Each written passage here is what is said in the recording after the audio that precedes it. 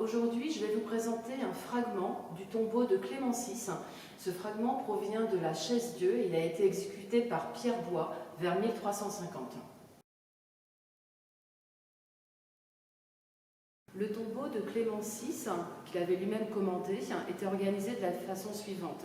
Sur une dalle noire en marbre reposait le gisant du pape avec ses habits sacerdotaux. Sa tête était posée sur un coussin, ses pieds sur des lions. Autour de lui figuraient 6 statues en ronde bosse. On ignore absolument ce qu'elles représentaient. Et sur le soubassement du tombeau, il y avait un ensemble de 46 personnages qui représentaient sa parentèle, soit ses proches laïcs ou ses proches religieux.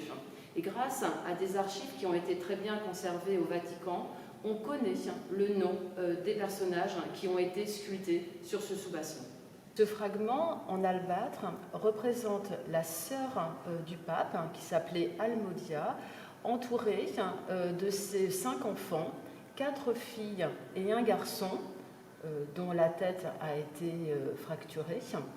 Il faut imaginer que les vêtements de ces personnages étaient soulignés de dorure, que les yeux étaient légèrement rehaussés de noir.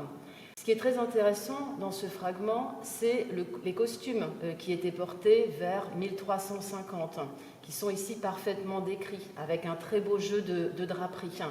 Même si cette œuvre semble relativement simple, il y a beaucoup de détails.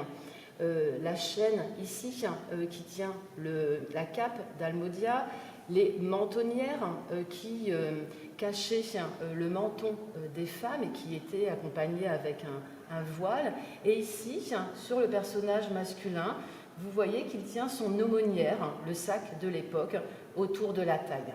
L'abbaye de la Chaise-Dieu a été saccagée lors des guerres de religion et au XIXe siècle et au XXe siècle, le musée a pu faire entrer dans ses collections certains de ces fragments par achat ou par don. Et je vous invite bien sûr à aller voir le tombeau de Clément VI dans l'abbaye de la Chaise-Dieu.